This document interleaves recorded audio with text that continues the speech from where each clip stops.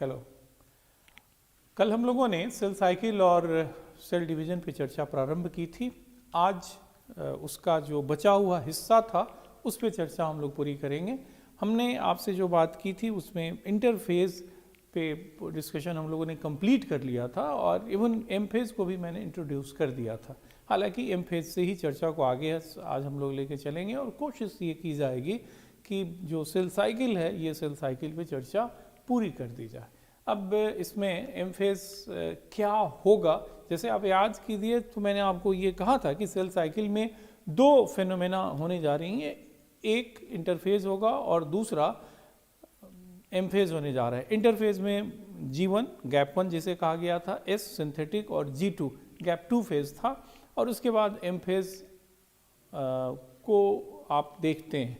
M phase जो होगा उस एम फेज को आप कभी भी कहेंगे कि ये ऐसी क्रिया है जिसमें न्यूक्लियर डिवीजन और साइटोप्लाज्म का बंटवारा, साइटोप्लाज्मिक डिवीजन दोनों होने जा रही हैं और इस क्रिया के फलस्वरूप जो पेरेंट सेल होगा वो पेरेंट सेल फिजिकली डिवाइड करके दो डॉटर सेल बनाने जा रहा है। एम फेज जो होगा एक ऐसी प्रक्रिया होने जा रही है जिसमें एक पेरेंट सेल जो होगा या ऐसे कहें कि एक मदर सेल जो होगा that will be divided into two daughter cell, दो डॉटर सेल में ये बंटने जा रहा है। और इसमें आप पाएंगे कि फिजिकल सेपरेशन जो होगा वो डुप्लीकेटेड जीनोम का होगा और उसके बाद आप देखेंगे कि साइटोप्लाज्म का बंटवारा होने जा रहा है। तो दो क्रियाएं यहाँ पे स्पष्टता दिखाई पड़ेंगी। जो इंटरफेज होता है उस इंटरफेज में जेनेटिक मटेरियल को रिप्लिकेट किया जाएगा। आप याद कीजिए जो सिंथेटिक फेज था उस सिंथेटिक फेज में आपको बताया गया था कि डीएनए वुड अंडरगो रिप्लिकेशन, उसी समय हिस्टोन की सिंथेसिस होगी, दोनों की असेंबली होगी, that will lead to formation of nucleosome core particle. और ये जो न्यूक्लियोसोम कोर पार्टिकल बनेंगे उनके बनने के परिणाम स्वरूप जो क्रोमेटिन था वो क्रोमेटिन रिप्लिकेट कर जाएगा, उसकी एक और कॉपी, प्रत्येक क्रोमेटिन फाइबर की एक और कॉपी बन जाएगी। यानी जो बाद में जबकि जो क्रोमोसोम्स डेवलप करेंगे this chromosomes have been duplicated during interphase.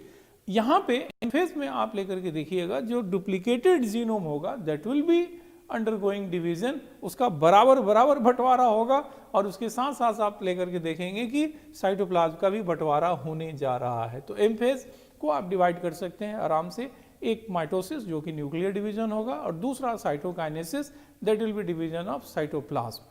इसके पश्चात अगर आप डिफाइन करने की कोशिश करें तो एक बात तो बेहिचक आप बोल दीजिए कि that is mitosis is nuclear division. लेकिन इस न्यूक्लियर डिवीजन की खास बात यह होगी कि जो डुप्लीकेटेड क्रोमोसोम्स होंगे those duplicated chromosomes would be equally divided between two daughter nuclei. जो डुप्लीकेटेड क्रोमोसोम होंगे उनको दो डॉटर न्यूक्लियाई के बीच में बराबर बराबर बांटा जाएगा। इसी पूरी प्रक्रिया को आप माइटोसिस का नाम देने जा रहे हैं। अब रही बात कि इस पूरी माइटोसिस को हम लोग 5 अलग अलग स्टेजेस में बांटते हैं, उसको हम लोग प्रोफेज, मेटाफेज, एनाफेज और टीलोफेज कहेंगे। ये जो फेजेस हैं जिनको प्रोफेज, मेटा, एना और टीलोफेज हम लोग नाम दे रहे हैं, ये कन्वीनियंस के लिए, स्टडी के कन्वीनियंस के लिए इस तरह का बंटवारा किया गया है। अदरवाइज ये प्रक्रिया जो होगी वो एक सीक्वेंस में संपन्न होने वाली क्रिया है। हम अपनी स्टडी की सुविधा के लिए इसको अलग अलग नाम दे रहे हैं। Otherwise the phenomenon of mitosis would be taking place in continuity, वो सतत रूप से ये क्रिया संपन्न होगी बिना किसी स्टेज के कि भाई ये उसमें आप ये आप नहीं पाइएगा कि सेल अभी इस स्टेज में है उसके बाद वो रुक करके दूसरे स्टेज में जाएगा। वो लगातार संपन्न हो रही एक क्रिया है जो डिपेंडिंग अपॉन कि वहाँ क्या हो रहा है उसमें हम लोग 4 अलग अलग स्टेज लाते हैं या देखते हैं। उसमें सबसे पहला स्टेज जो होगा वो प्रोफेज होगा।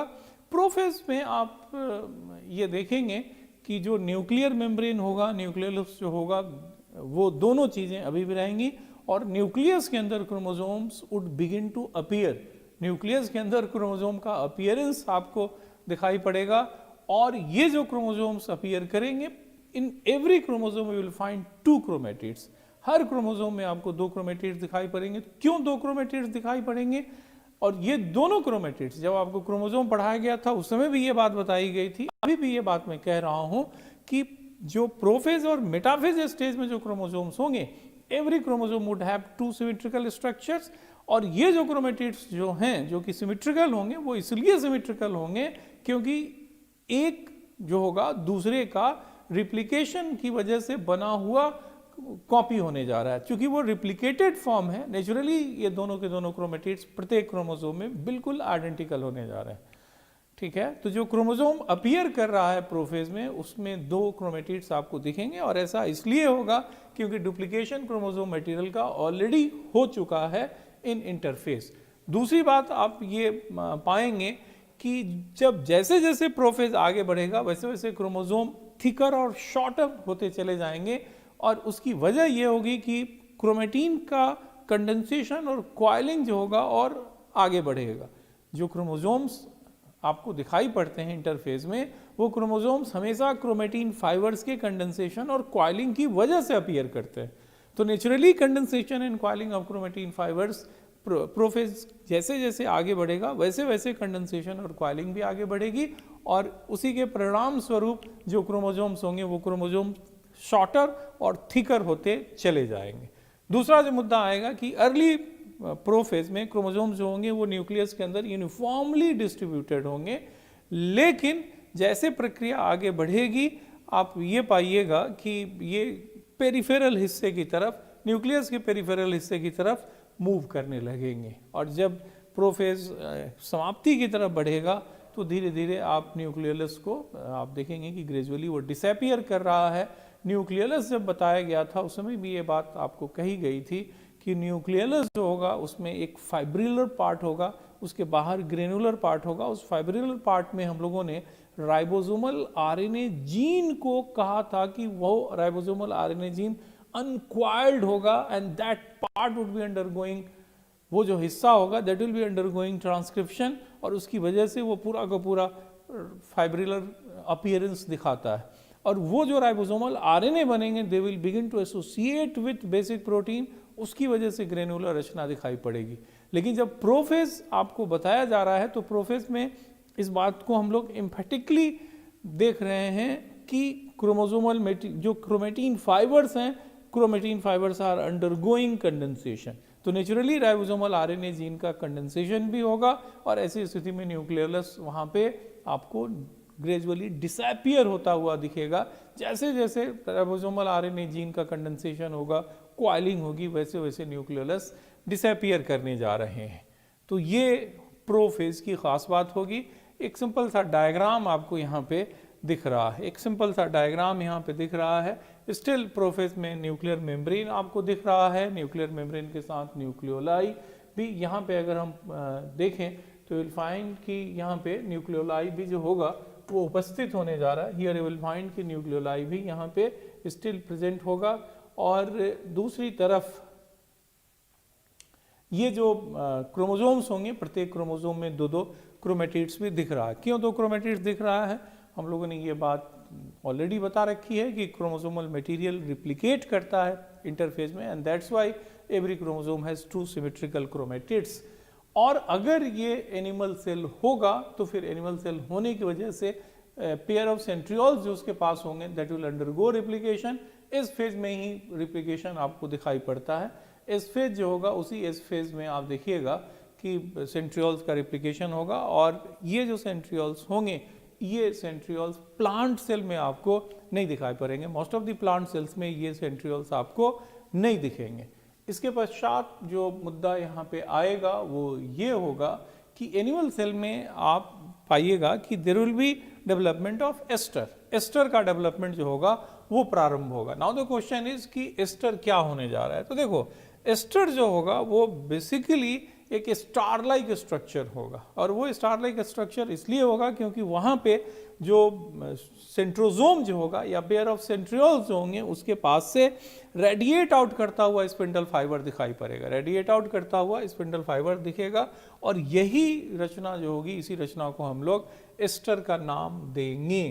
तो कहिए कि एस्टर जो है वो बेसिकली एक स्टार की तरह की रचना है जिसके पास सेंट्रोजोम्स होगा और उसके साथ माइक्रोट्यूब्यूल्स होंगे जो बिल्कुल वहाँ से रेडिएट आउट कर रहे होंगे। और प्लांट सेल में ये सेंट्रियोल नहीं है, सेंट्रोजोम सेंट्रियोल्स नहीं है, ऑब्वियसली यहाँ पे इस तरह की कोई रचना, एस्टर वाली रचना प्लांट सेल में नहीं दिखाई पड़ेगी। हालांकि वो प्लांट सेल जो कि फ्लैजिलेटेड होंगे वहाँ पे एस्टर फॉर्मेशन दिखेगा, लेकिन रिमेनिंग प्लांट सेल्स में एस्टर आपको नहीं दिखने जा रहा है। दूसरा जो एक मुद्दा होगा कि जो पेयर ऑफ सेंट्रियोल के चारों तरफ आपको जो माइक्रोट्यूब्यूल्स रेडिएट आउट करते हुए दिखेंगे उनको हम लोग एस्ट्रल रेज कहते हैं। और मैंने आपको कहा कि इंटरफेज में, यानी इंटरफेज के इस फेज में सेंट्रियोल्स जो होंगे ऑलरेडी रिप्लिकेट कर जाते हैं, तो एक पेयर की बजाय आपको दो पेयर दिखाई पड़ेगा, और ये दोनों पेयर एक दूसरे से, ये जो पेयर्स होंगे सेंट्रियोल के, they will begin to separate, वो एक दूसरे से अलग होना शुरू करते हैं। और ये जो होगा एनिमल सेल के माइटोसिस की एक खास बात होने जा रही है। दूसरा जो मुद्दा आएगा कि एस्टर का डेवलपमेंट अगर हो रहा है तो that will be representing beginning of the formation of mitotic spindle. जैसे ही एस्टर फॉर्मेशन प्रारंभ होगा एनिमल सेल में, इसका मतलब ही होगा कि माइटोटिक स्पिंडल फॉर्मेशन की प्रक्रिया प्रारंभ हो गई। एक यहाँ पे प्रश्न खड़ा हो सकता है कि अगर प्लांट सेल में इस तरह का सेंट्रियोल्स नहीं अगर हैं तो क्या वहाँ पे पोल फॉर्मेशन नहीं होगा, या फिर वहाँ पे आप लेकर के देखेंगे क्या माइटोटिक स्पिंडल फॉर्मेशन नहीं होगा? तो आंसर इज दैट कि नहीं भाई, वहाँ पे भी ये फॉर्मेशन होगा डिस्पाइट एब्सेंस ऑफ सेंट्रियोल। वहाँ पे भी आप देखेंगे कि माइटोटिक स्पिंडल बखूबी बनने जा रहा है। दूसरा जो एस्पेक्ट है वो है मेटाफेज का। तो देखो, मेटाफेज और प्रोफेज के बीच में एक शॉर्टर ड्यूरेशन के लिए प्रो मेटाफेज हम लोग आइडेंटिफाई करते हैं। प्रो मेटाफेज स्टेज आइडेंटिफाई किया जाता है and that is characterised by dissolution of nuclear membrane. वो उस स्टेज में न्यूक्लियर मेम्ब्रेन का डिसोल्यूशन होगा, और इसी को हम लोग कहेंगे कि ये क्या है, प्रो मेटाफेज होने जा रहा है।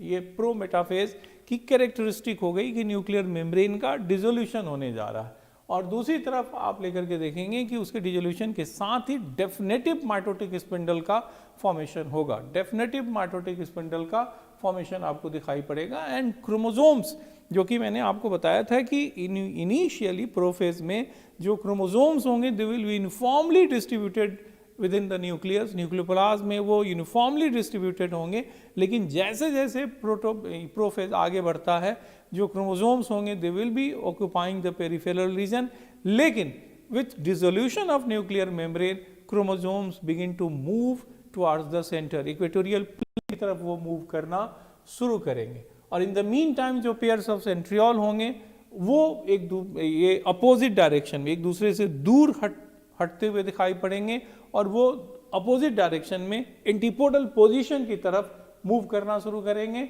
और उसके साथ साथ आप लेकर के देखिएगा कि जो क्रोमोसोम्स होंगे वो इक्वेटोरियल प्लेन पे अरेंज कर जाएंगे with the help of spindle fibres emanating from opposite poles. जो अपोजिट पोल होंगे उन अपोजिट पोल से जो स्पिंडल फाइबर निकलेंगे, उन्हीं स्पिंडल फाइबर की मदद से ये जो क्रोमोसोम्स होने जा रहे हैं जो अब शॉर्टेस्ट और थिकेस्ट होंगे वो इक्वेटोरियल प्लेन पे अरेंज होने जा रहे हैं। ये रचना जो आप देख रहे हैं यहाँ पे आप ध्यान से अगर देखें तो ये जो क्रोमोसोम्स हैं, इन क्रोमोसोम को बिल्कुल बीचों बीच इनको इक्वेटोरियल प्लेन पे अरेंज किया हुआ है। और ये जो इक्वेटोरियल प्लेन पे अरेंज किए गए क्रोमोसोम्स हैं, इन क्रोमोसोम्स को आप ध्यान से अगर देखें तो कोई पेयर के रूप में नहीं है। Every chromosome is behaving as one independent unit. अभी शायद इस बात का महत्व आप नहीं समझ पाइए, लेकिन जब मियोसिस 1 में हम लोग मेटाफेज 1 देखेंगे तो वहां पे मैं आपको ये बात बताने की कोशिश करूंगा कि वहां पे कोई एक क्रोमोसोम इस तरीके से बिहेव नहीं करेगा। पेयर ऑफ क्रोमोसोम जो होंगे वो यूनिट के रूप में काम करेंगे।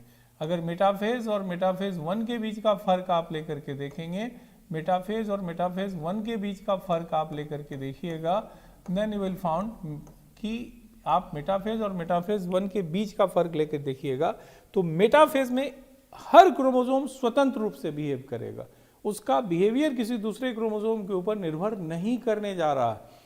लेकिन अगर आप बात करेंगे मेटाफेज 1 की, मियोसिस के मेटाफेज 1 की बात करेंगे तो वहां पे आप पाइएगा कि होमोलोगस क्रोमोसोम का पेयर जो होगा that will behave as one unit.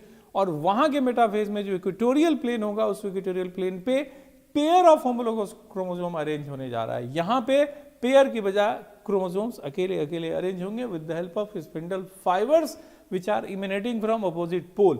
Animal cell अगर होगा तो at every pole you will find a pair of centrioles, 2 centrioles आपको वहां पे दिखाई पड़ेंगे और उसके साथ आपको दिखाई पड़ेगा कि अलग अलग तरह के स्पिंडल फाइबर्स वहां उपस्थित हैं। अब ये जो स्पिंडल फाइबर्स हैं वो स्पिंडल फाइबर्स कैसे होंगे ये आपको चर्चा करनी होगी। तो basically there will be 3 categories of spindle fibre, 3 category आपको स्पिंडल फाइबर्स की दिखाई पड़ेगी।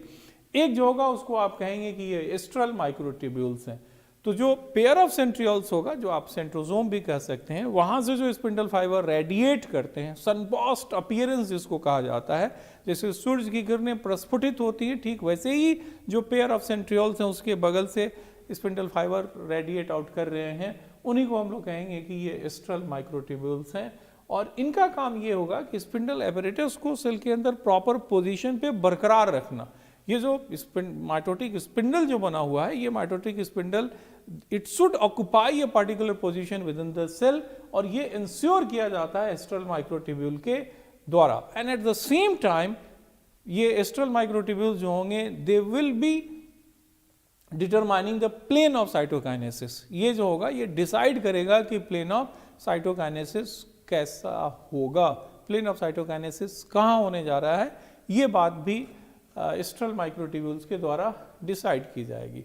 इसके पश्चात बात आती है क्रोमोसोमल माइक्रोट्यूब्यूल्स की। नाम से स्पष्ट है ये वैसे स्पिंडल फाइबर है विच अटैच टू काइनेटोकोर, ये काइनेटोकोर से अटैच करेंगे, या जहां प्राइमरी कंस्ट्रिक्शन होता है, प्राइमरी कंस्ट्रिक्शन में सेंट्रोमियर उपस्थित होगा, वहां पे काइनेटोकोर उपस्थित होगा या सेंट्रोमियर वुड बी देयर, वहां पे जाकर के ये बाइंड करेंगे, अटैच करेंगे। तो अगर स्पिंडल फाइबर अटैच करने जा रहा है काइनेटोकोर ऑफ द क्रोमोसोम से, तो उसे कहेंगे कि ये क्रोमोसोमल या काइनेटोकोर माइक्रोट्यूब्यूल्स हैं। नेचुरली एनाफेज में जब क्रोमोसोमल मूवमेंट होगा तो उस क्रोमोसोमल मूवमेंट के लिए यही क्रोमोसोमल फाइबर्स जिम्मेवार होंगे। उसके बाद बात आती है पोलर या इंटरपोलर माइक्रोट्यूब्यूल्स की। ये जो होंगे वो जहाँ पे पेयर ऑफ सेंट्रियोल है या सेंट्रोजोम है वहाँ से एक्सटेंड करेंगे, और वहाँ से एक्सटेंड करके ये क्रोमोसोम जो इक्वेटोरियल प्लेन पे होगा उसके आगे भी मूव करने जा रहे हैं, उसके आगे भी ये मूव करेंगे, और ये एक तरह से स्ट्रक्चरल बास्केट का फॉर्मेशन करेंगे। दे will be forming a structural basket, और ये पूरे स्पिंडल माइटोटिक स्पिंडल जो होगा उसकी इंटीग्रिटी को मेंटेन करने के लिए जिम्मेवार होंगे, उसकी इंटीग्रिटी को मेंटेन करने के लिए जिम्मेवार होंगे। कोई एक अकेला स्पिंडल फाइबर जो होगा वो दोनों पोल के बीच में जो दूरी होगी उसको तय नहीं करेगा। यहाँ जो बात कही गई है उसको मैं फिर एक बार बोल दूं कि इंडिविजुअल माइक्रोट्यूब्यूल्स जो होंगे एक सेंट्रोजोम के, ये they do not extend across the entire gap to the other pole. एक पोल से निकला हुआ माइटोटिक स्पिंडल का स्पिंडल फाइबर दूसरे पोल तक नहीं पहुंचता है, ठीक है, लेकिन अपोजिट पोल से निकले हुए जो स्पिंडल होंगे स्पिंडल फाइबर जो होंगे दे विल इंटरडिजिटेट, वो इस तरह से इंटरडिजिटेट करेंगे, लेकिन एक पोल से निकला हुआ स्पिंडल फाइबर दूसरे पोल के स्पिंडल फाइबर तक पहुंच जाए ऐसा नहीं होगा। तो ये 3 आपको बातें दिखाई पड़ेंगी रिगार्डिंग माइक्रोट्यूब्यूल्स या स्पिंडल फाइबर्स, जो कि मेटाफेज में आपको दिखने जा रहा है। अब रही बात कि होगा या नहीं होगा, तो मैं बार बार ये बात कह रहा हूं कि pair of centrioles is there in animal cell and flagellated plant cells, लेकिन जो other than flagellated plant cells, जो प्लांट सेल फ्लैजिलेटेड नहीं है, उनको अगर हटा दें तो वहां पे सेंट्रियोल्स नहीं होगा। तो नेचुरली अगर सेंट्रियोल्स नहीं होंगे तो एस्टर डेवलपमेंट भी नहीं दिखाई पड़ेगा।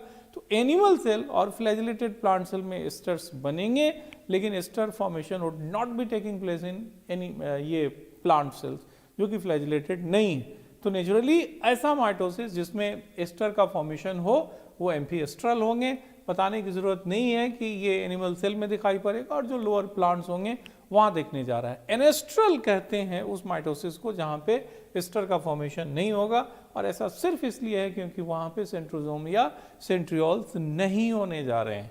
इस तरह का माइटोसिस डेफिनेटली जो प्लांट्स होंगे, जो प्लांट सेल्स होंगे जहाँ जो फ्लैजिलेटेड नहीं है, वहाँ पे ये बात आपको दिखाई पड़ेगी। लेकिन सेंट्रियोल के नहीं होने का ये मतलब नहीं निकलता है कि पोल का फॉर्मेशन नहीं होगा। डिस्पाइट एब्सेंस ऑफ सेंट्रोजोम और centrioles there will be formation of poles. Pole का फॉर्मेशन स्पष्ट रूप से वहाँ पे होगा। अब यहाँ से जो मुद्दा आएगा वो मुद्दा होने जा रहा है what will happen in anaphase. तो देखो जो एनाफेज होगा उस एनाफेज में जो क्रोमोसोम्स अरेंज है इक्वेटोरियल प्लेन पे, every chromosome is having 2 chromatids. तो जो दोनों क्रोमेटिड्स होंगे अब उनको एक दूसरे से सेपरेट किया जाएगा, दे will be separated from each other. और ऐसा इसलिए होगा, ऐसा मैंने उनके सेपरेशन में सेंट्रोमियर का बंटवारा होगा। जो क्रोमोसोम होंगे, जैसे अगर हम कहें कि दिस वन इज द, ये अगर एक क्रोमोसोम है और ये यहाँ पे काइनेटोकोर या सेंट्रोमियर से अटैच्ड है, तो आप ये पाएंगे कि इनका बंटवारा होने जा रहा है। इनका बंटवारा जो होगा, आप देखिएगा कि इनका जो बंटवारा होगा वो बंटवारा इस पार्टिकुलर पॉइंट पे यहाँ से होने जा रहा है। ये जो हिस्सा होगा ये बंटवारा होने जा रहा है, ये जो पार्ट होगा इट विल बी डिवाइडिंग, यानी सेंट्रोमियर का लॉन्गिट्यूडनल स्प्लिटिंग होगा and it will result in formation of 2 daughter chromosomes. तो जो मेटाफेज क्रोमोसोम था या एनाफेज के शुरुआती दौर में जो क्रोमोसोम्स हैं, उन क्रोमोसोम में आप पाइएगा कि सेंट्रोमियर का अगर बंटवारा हुआ तो सेंट्रोमियर के बंटवारे की वजह से 2 डॉटर सेल्स का फॉर्मेशन होगा। And now the daughter cell would be having just single chromatid. जैसे मेटाफेज में जो क्रोमोसोम्स थे या प्रोफेज में जो क्रोमोसोम्स थे उनमें 2 क्रोमेटिड्स थे, लेकिन एनाफेज जो क्रोमोसोम होगा उसमें क्रोमेटिड की संख्या क्या होगी, जस्ट 1 होने जा रही है। और जब ये दोनों क्रोमेटिड्स अलग होकर के 2 स्वतंत्र 2 डॉटर क्रोमोसोम्स के रूप में दिखाई पड़ेंगे, उस समय सेल के अंदर ग्लू नामक प्रोटीन की मात्रा जो होगी वो दिखाई बढ़ जाएगी, या ग्लू नामक प्रोटीन वहाँ दिखेगा। तो सेंट्रोमियर के सेपरेशन के साथ ग्लू का अपीयरेंस साइटोप्लाज्म में आपको दिखाई पड़ेगा। दूसरा जो फिनोमेनन होगा कि सिर्फ बंटवारा ही नहीं होगा क्रोमेटिड्स का एक दूसरे से, या जो क्रोमोसोम है वो सिर्फ 2 डॉटर क्रोमोसोम्स को जन्म ही नहीं देंगे, रेदर ये जो डॉटर क्रोमोसोम्स है having with daughter chromosome with single chromatid, they will begin to move towards opposite pole. अगर ये क्रोमोसोम था तो इस क्रोमोसोम के बंटवारे के बाद, ये जो क्रोमोसोम है इस क्रोमोसोम के बंटवारे के बाद आप क्या देखिएगा, तो बंटवारे के बाद आप देखेंगे कि there will be formation of, इस तरह के 2 आपको क्रोमोसोम्स का फॉर्मेशन होगा, लेकिन ये दोनों क्रोमोसोम्स जो होंगे they will be pull towards opposite pole. इनको अपोजिट पोल की तरफ पुल किया जाएगा। और जब अपोजिट पोल की तरफ पुल करेंगे तो इनर्शिया के कारण जो फ्री एंड होगा वो वहीं रहना चाहेगा, लेकिन जो क्रोमोसोमल फाइबर्स हैं वो क्रोमोसोमल फाइबर्स चिपके हुए हैं कहाँ पे, तो ये क्रोमोसोमल फाइबर्स जो हैं, दिस क्रोमोसोमल फाइबर्स आर, ये जो यहाँ मैं आपको दिखा रहा हूँ कि ये जो हिस्सा है, ये जो पार्ट है, ये काइनेटोकोर जो है इस काइनेटोकोर से चिपका हुआ है स्पिंडल फाइबर। तो नेचुरली जब इसको ये पुल करेगा यहाँ से तो ये तो पुल हो जाएगा, लेकिन इनर्शिया के कारण ये यहीं पे रहना चाहेगा, और ऐसी परिस्थिति में they will assume characteristic shape. यही वजह है कि ये कैरेक्टरिस्टिक शेप एज्यूम करते हैं, और इसी आधार पे हम लोग क्रोमोसोम का बंटवारा भी करते हैं कि ये क्रोमोसोम जो होगा वो देखने में वी सेपेड है या एल जे सेपेड है, आई सेपेड है, कैसा है, इसकी मदद से हम ये जान पाते हैं कि ये क्रोमोसोम मेटासेंट्रिक होगा, सब मेटासेंट्रिक होगा, एक्रोसेंट्रिक होगा या टेलोसेंट्रिक होने जा रहा है। तो 2 बातें क्रोमोसोम यहाँ पे एनाफेज में आप देखिएगा कि 2 फैक्ट्स इस तरह के दिखाई पड़ेंगे। पहला फैक्ट मैंने आपको बताया, पहला जो फैक्ट है वो मैंने आपको ये बताया कि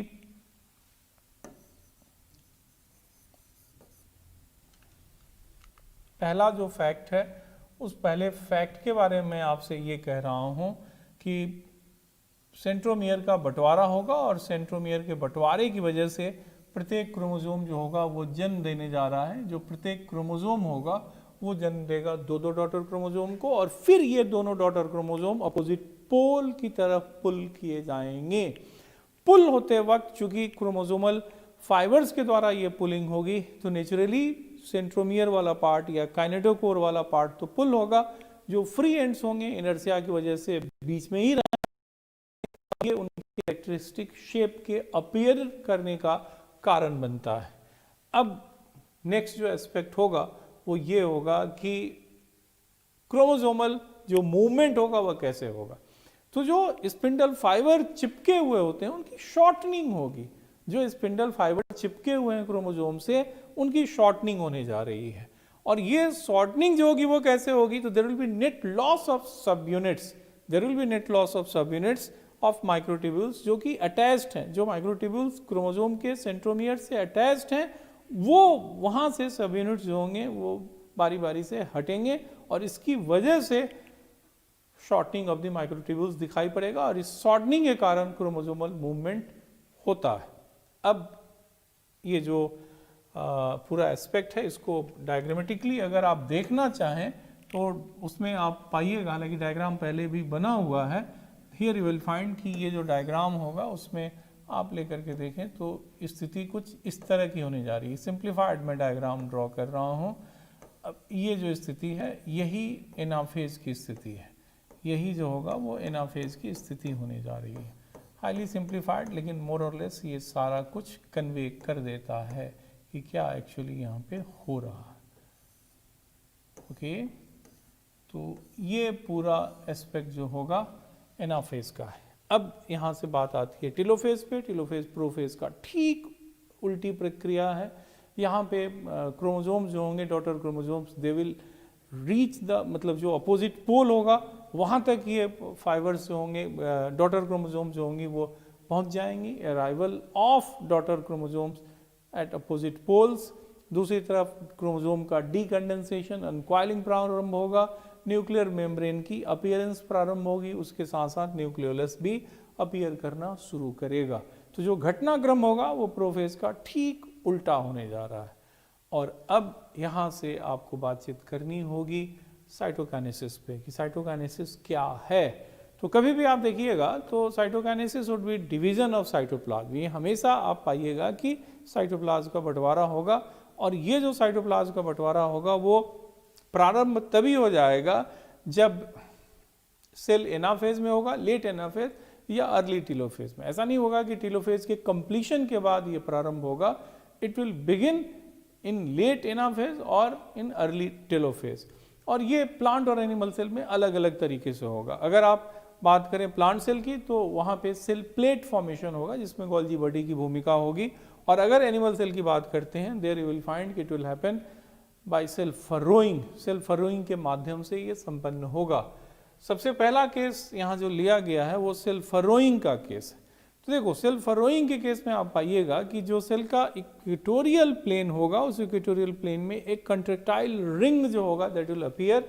और ये कंट्रेक्टाइल रिंग जो है, ये कंट्रेक्टाइल रिंग बना हुआ होगा, ये जो कंट्रेक्टाइल रिंग होगा ये बना हुआ होगा, it will be composed of actin and myosin filament. ये जो होगा वो एक्टिन और मायोसिन फिलामेंट का बना हुआ होगा। और ये जो एक्टिन और मायोसिन फिलामेंट है, ये जो एक्टिन और मायोसिन फिलामेंट है, इस एक्टिन और मायोसिन फिलामेंट के कॉन्ट्रैक्शन की वजह से प्लाज्मा मेम्ब्रेन जो होगा वो पुल्ड होगा, अंदर की तरफ उसे पुल किया जाएगा। जब पुलिंग होगी अंदर की तरफ तो नेचुरली आप देखिएगा कि फरोइंग आपको इस ऐसी दिखाई पड़ेगी। You will find furrow like structure developing in the middle part. और ये जो है ये डॉटर न्यूक्लियाई हो गया, ये क्रोमोसोम्स हो गए जो डीकंडेंस और अनकॉइल कर रहे हैं। और ऑब्वियस है कि ये जो एक्टिन और मायोसिन का जो रिंग है, एक्टिन और मायोसिन का जो रिंग है ये छोटा होता चला जाएगा। अब फरोइंग जैसे जैसे आगे बढ़ेगी वैसे वैसे कंट्रेक्टाइल रिंग छोटा होता चला जाएगा, उसमें से माइक्रोट्यूब्यूल डिजेनरेट करेंगे। लेकिन ऐसा नहीं है कि माइक्रोट्यूब्यूल जो होगा पूरा का पूरा डिजेनरेट करेगा। सम ऑफ देम वुड सर्वाइव, उसके साथ कुछ डेंस मटेरियल जुड़ेगा।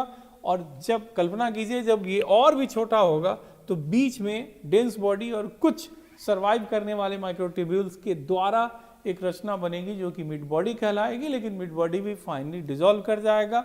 और अगर ये पूरा आगे बढ़ गया, अगर ये दोनों तरफ से बढ़ते बढ़ते, अगर दोनों नहीं चारों तरफ से बढ़ते बढ़ते अगर ये आगे मिडिल में मिल गया तो फिर इसकी वजह से दो सेल बिल्कुल अलग हो जाएंगे और हर हिस्से में आपको एक एक डॉटर न्यूक्लियस की उपस्थिति दिखाई पड़ने जा रही है। तो ये तरीका है सेल फरोइंग का। तो सेल फरोइंग को आप देख रहे हैं कहाँ पे, एनिमल सेल में। कहाँ अपीयर करेगा, इक्वेटोरियल प्लेन पे। कैसे होगा, तो कंट्रेक्टाइल रिंग फॉर्मेशन की वजह से। कंट्रेक्टाइल रिंग कौन बना रहा है, कंट्रेक्टाइल प्रोटीन। क्या हुए, उनका नाम क्या हुआ, तो एक्टिन और मायोसिन फिलामेंट्स। और ये एक्टिन और मायोसिन के कॉन्ट्रैक्शन की वजह से सेल फरोइंग होगी। और ये मतलब इसको आप ऐसे समझिए कि plasma membrane is being pulled inwardly, अंदर की तरफ उसको पुल किया जा रहा है कंट्रेक्टाइल रिंग के द्वारा। और जैसे वो पुल होगा तो ऑब्वियसली वहाँ पे कंस्ट्रक्शन अपीयर करेगा और ये कंस्ट्रक्शन बढ़ते बढ़ते बढ़ते बढ़ते एक स्टेज आएगा कि वो आपस में मिल जाएंगे। और मिलने का मतलब ही होगा कि साइटोप्लाज्म का बंटवारा कंप्लीट हो गया। इस पूरी प्रक्रिया में हमने आपसे ये कहा कि जो फाइब्रिलर कंपोनेंट यहाँ पे आपको दिखाई पड़ेंगे, ये जो फाइब्रिलर कंपोनेंट वहाँ पे आपको दिखाई पड़ेंगे, वो फाइब्रिलर कंपोनेंट जो होंगे वो डिसअपीयर पूरी तरह नहीं करेंगे। इसमें से बहुत सारे जो स्ट्रक्चर्स हैं वो माइक्रोट्यूब्यूल्स भी यहाँ होगा, वो ग्रेजुअली डिजेनरेट करेंगे, लेकिन सम ऑफ देम मे सर्वाइव। उसके साथ कुछ डेंस बॉडीज भी होंगी और ये कलेक्टिवली मिलकर के एक डेंस बॉडी का फॉर्मेशन करेंगे, मिड बॉडी का। लेकिन मिड बॉडी भी फाइनली जो होगा वो समाप्त हो जाएगा। अब इसके बाद बात आती है सेल प्लेट फॉर्मेशन की। तो सेल प्लेट फॉर्मेशन जो होगा प्लांट सेल में दिखेगा।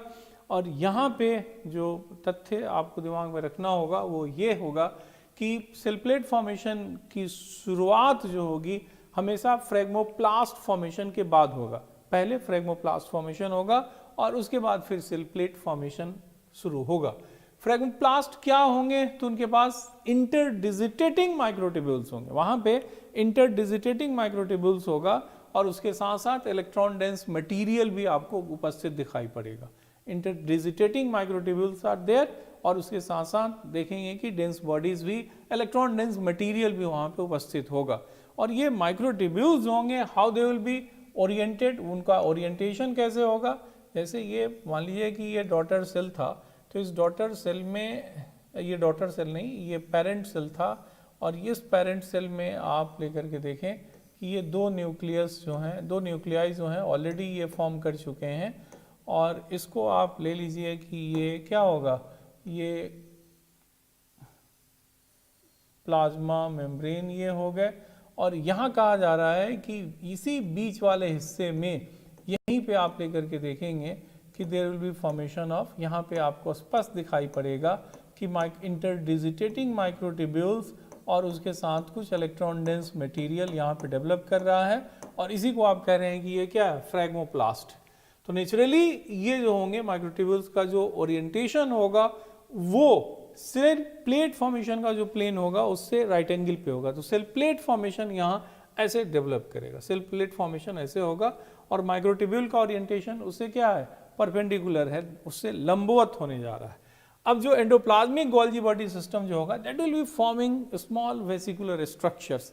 और ये स्मॉल वेसिकुलर स्ट्रक्चर जो होंगे वो इक्वेटोरियल प्लेन पे लाए जाएंगे। और ये इक्वेटोरियल प्लेन पे जब आएंगे तो आने के पश्चात पहली बात है कि उनको वहां तक लाने में माइक्रोट्यूब्यूल की भूमिका होगी। और जब ये यहाँ पे लाए जाएंगे तो वहाँ पहुँचने के पश्चात, जैसे ये वेसिकुलर स्ट्रक्चर्स हैं, जब ये यहाँ पहुँचेंगे तो पहुँचने के पश्चात they will begin to fuse with each other, एक दूसरे के साथ फ्यूज करेंगे, एक रो की तरह पंक्तिबद्ध तरीके में वो लगभग अरेंज होंगे। और उनके इस अरेंजमेंट के बाद आप देखिएगा कि ये वेसिकुलर स्ट्रक्चर जो कि गोल्जी बॉडी से डिराइव किए गए हैं, they will begin to fuse, वो फ्यूज करेंगे। और उनके फ्यूजन की वजह से एक बड़ा सैक लाइक स्ट्रक्चर जो होगा दैट विल बी फॉर्म्ड। और जो वेसिकल्स के कंटेंट जो होंगे, उस वेसिकल में जो कुछ भी मौजूद होगा वो कंटेंट जो होगा वो कंटेंट भी फ्यूज करेगा। और उसके फ्यूज करने की वजह से एक सेल प्लेट फॉर्मेशन आपको दिखने जा रहा है। There will be formation of cell plate formation. जैसे इसको थोड़ा सा एक डायग्राम और मैं बता दूं, मैंने आपसे ये कहा, ये तो जैसे आप मान लीजिए कि ये सेल वॉल हो गया और ये हिस्सा जो है ये हो गया प्लाज्मा मेम्ब्रेन। और यहाँ पे ये बीच वाले पार्ट हो गए डॉटर न्यूक्लियाई, क्रोमोसोम्स हो गए। और अब यहाँ पे ये कहा जा रहा है कि ये जो है वो सेल प्लेट की तरह की रचना हो गई और इसी के साथ फ्यूज कर रहा होता है, इसके साथ गोल्जी वेसिकल्स इसके साथ फ्यूज करते हैं। और जैसे जैसे गोल्जी वेसिकल्स फ्यूज करेंगे, ये जो सैक लाइक स्ट्रक्चर बीच में बना है ये लेटरली एक्सटेंड करेगा और एक पॉइंट ऐसा आएगा कि इट विल फ्यूज विथ, ये जो हिस्सा है ये हिस्सा जो होगा ये इनके साथ फ्यूज कर जाएगा।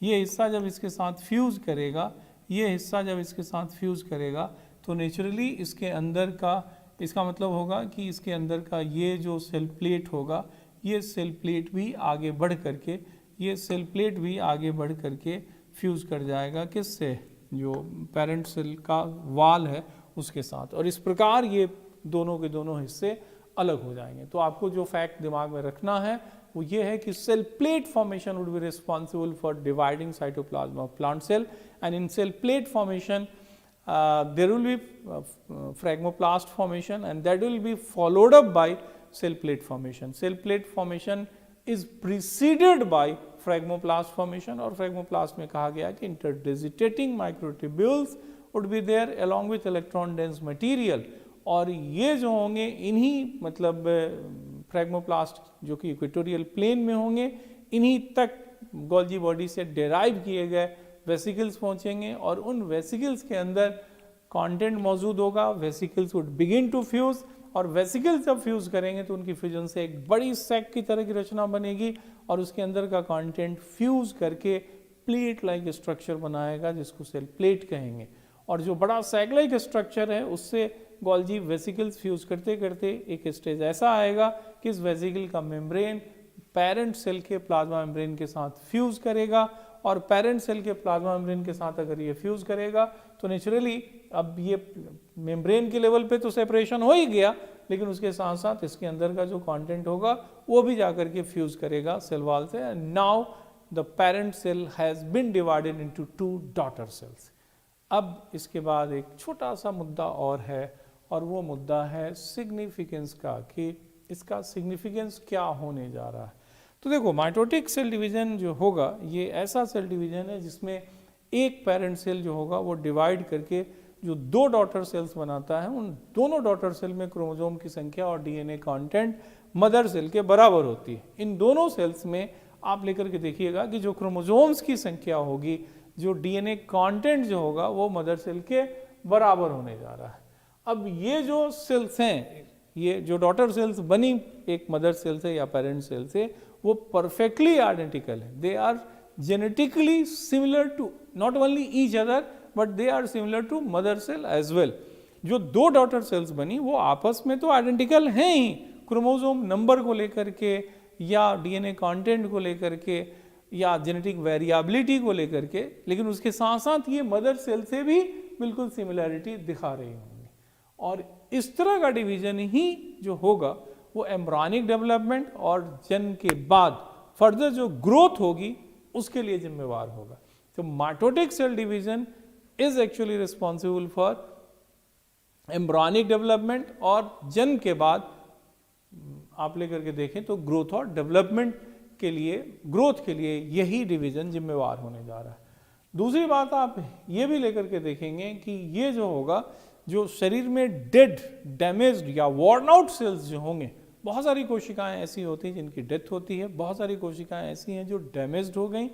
तो इस तरह के सेल्स जो कि डैमेज हो गए, डेड हो गया या वॉर्न आउट सेल्स हैं, अब काम करने की स्थिति में नहीं है, तो this cells are replaced by mitotic cell division. इन सेल्स को डिवाइड किया जाएगा, इन सेल्स को रिप्लेस किया जाएगा।